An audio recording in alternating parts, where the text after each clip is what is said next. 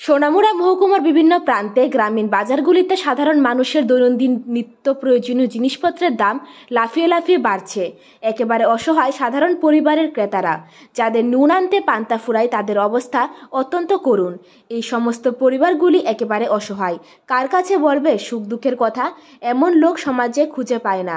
বলেও কোনো লাভ নেই, বরং নিজের দুর্বলতা অন্যের কাছে প্রকাশ করা, এমনই পরিস্থিতি বিদ্যমান সমাজ ব্যবস্থায় চলছে। এদিকে বৃহস্পতিবার কাঠালিয়া ব্লকের অন্তর্গত যতগুলি বাণিজ্যিক এলাকা রয়েছে, তার মধ্যে অন্যতম বাজার কাঠালিয়া। ওখানে বিভিন্ন প্রান্ত থেকে দোকান আসে পসরা সাজিয়ে বসে বিক্রির জন্য। কিন্তু দেখা গেল, একদিকে জিনিসপত্রের দাম যেমন বৃদ্ধি পাচ্ছে, অপরদিকে ক্রেতা সাধারণেরও সংখ্যাও অনেকটাই কমে গেছে হাট বারেও। ক্রেতাদের অভিযোগ, সমস্ত জিনিসপত্রের দাম ক্রমান্বয়ে বৃদ্ধি পাচ্ছে, একেবারে ওষুধ থেকে শুরু করে সবজি অবধি। কিন্তু বাড়তি টাকা কোথায় পাবো? এমনিতে নেই রুজি রোজগার, তারপর জিনিসপত্রের দাম লাফিয়ে লাফিয়ে বৃদ্ধি পাচ্ছে। পরিবার কি করে চলাবো? এক শ্রেণীর মানুষ একেবারে অসহায়, নির্বিকার প্রশাসন। অপরদিকে অভিযোগ ছোটখাটো ব্যবসায়ীদের। তারা বলেছেন, পাইকারি হারে জিনিসপত্রের দাম বাড়িয়ে দিয়েছে মালিকপক্ষ। এতে করে আমাদের খুচরা বিক্রি করতে হলে প্রতি কেজিতে 10 কেজি 20 টাকা বাড়তি মূল্য নিতে হচ্ছে ক্রেতাদের কাছ থেকে। এতে করে ক্রেতা সাধারণ কমে যাচ্ছে, আর যারা দোকানে মালপত্রের জন্য আসে তাদের সাথে তর্ক বিতর্ক হয়ে যায়। এই অবস্থা চলছে এখন গ্রামীণ বাণিজ্যিক এলাকাগুলিতে। এছাড়া ব্লক এলাকার জনজাতি অধ্যুষিত বাজারগুলিতে জিনিসপত্রের দাম আরও বেশি, যেমন মনাই পাথর, কালীখনা, থলিবাড়ি ও জাগতরামপুর ও সমস্ত এডিসি ভিলেজের এলাকার গ্রামীণ বাজারগুলিতে নিত্য প্রয়োজনীয় জিনিসপত্রের দাম স্বাভাবিক দাম নেওয়া হচ্ছে না ক্রেতা সাধারণের কাছ থেকে।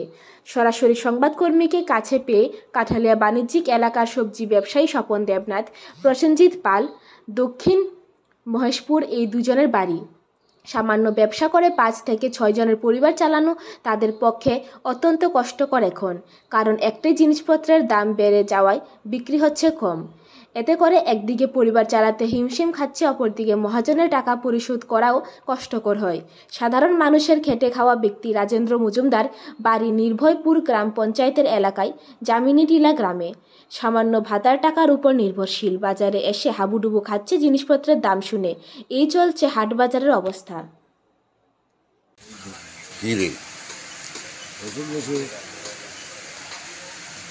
কাজকর্ম নাই, কোনো কাম নাই।